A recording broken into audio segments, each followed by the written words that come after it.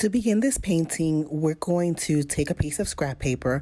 Just make sure that it's heavy, so either a watercolor or cardstock paper will work.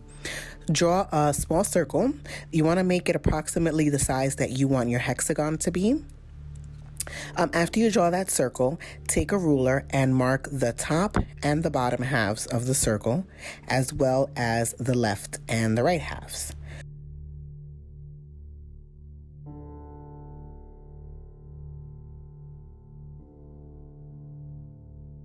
Since my ruler is clear, I'm just going to be eyeballing the center and marking the top and bottom of either side.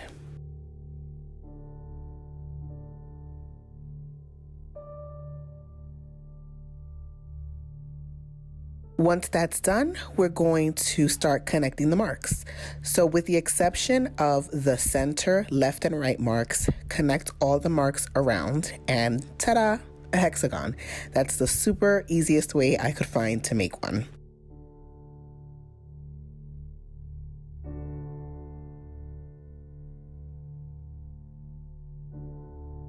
When you're done, just cut it out and you have your template that you're going to be using for the painting.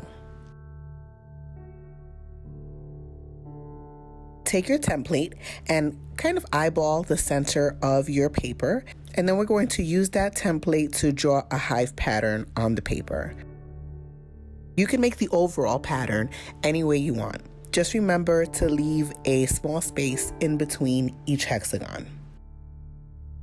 Feel free to make the pencil lines a bit darker because it's not going to matter. We're going to be going over them with paint later on.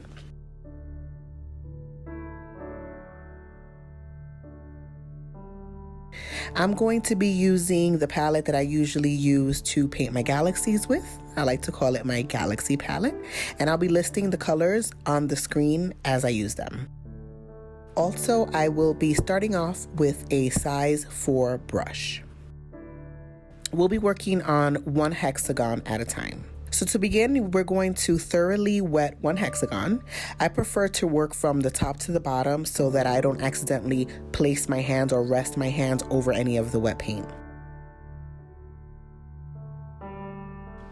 Using my first color, I'm going to load the brush with as much paint as I can and outline 2 of the sides of the hexagon.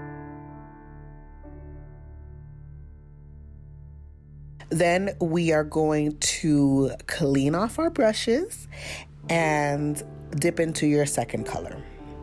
Trace down the next line, and as you see here, I'm also putting a little bit of paint towards the center of the hexagon so that we don't have a ton of white space in here. With the third color, I'm going down the opposite side and repeating the same process. For this hexagon, I used 3 colors. And I'm going to be alternating between 2 and 3 colors for each of the other hexagons. So if you have really hard edges, so say the center of your hexagon has dried a little bit, you can use a clean, dryish brush to soften any of those edges, or you can use them to help blend the colors together if your colors are refusing to blend together. Don't fuss with it too much, let it mix on its own for the most part, but feel free to deposit a little bit of one color into another color just to make it look a little bit more seamless.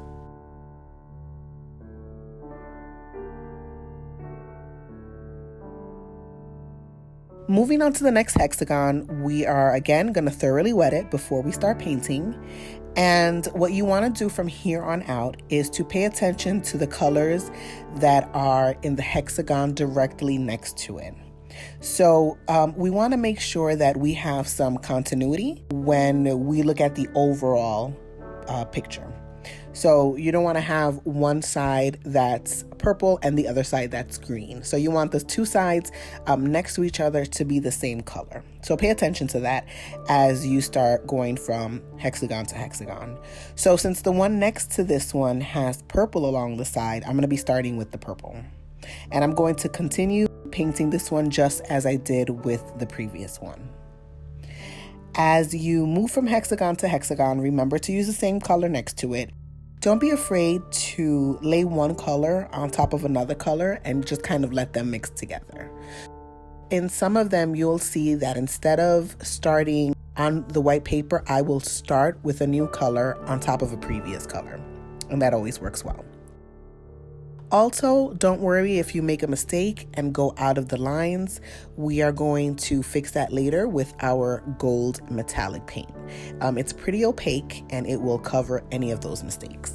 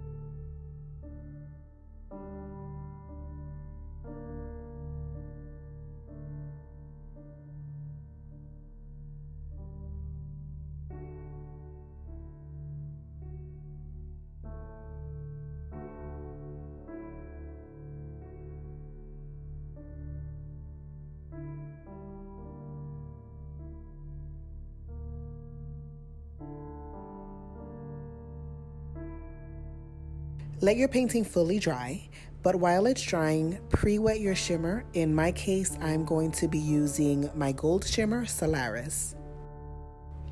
Using a small size 2 brush, I'm going to begin filling in the spaces between the hexagon. Depending on the color that you use, you may need more than one layer to make it very opaque. It's during these layers that you can cover up any mistakes and even out your lines as much as possible.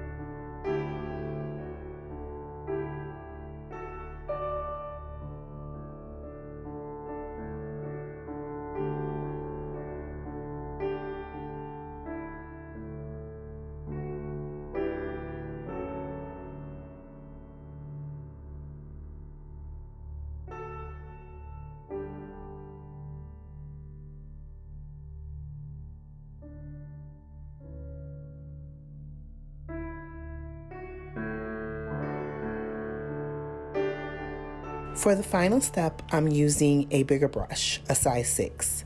I'm going to continue working in small sections, first applying the gold to the outer edges of the hive.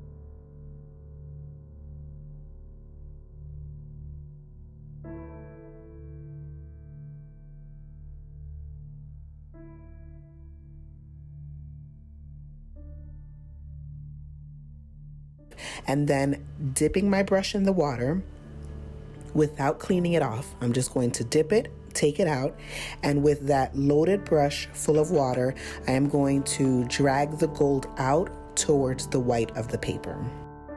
After I've pulled out a good amount of gold, I'm going to clean my brush off, load it with more water, this time just completely clean, and continue wetting the white of the paper all the way to the edges.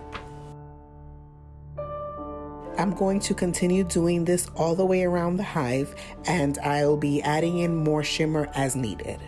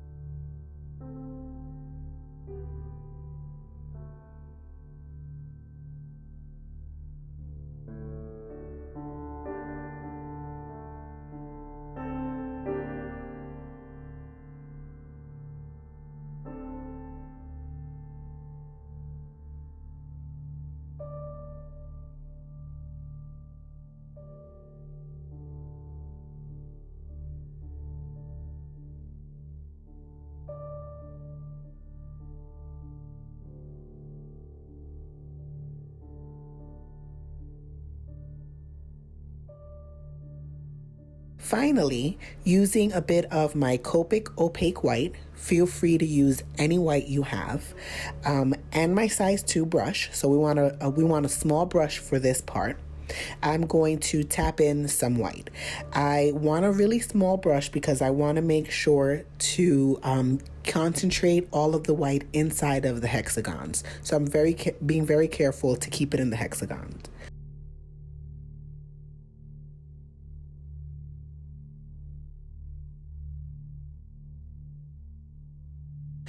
I ended up cutting the edges of my paper, cutting off the sides because my design wasn't centered in the middle. So I cut it so that my design is centered, and we're done.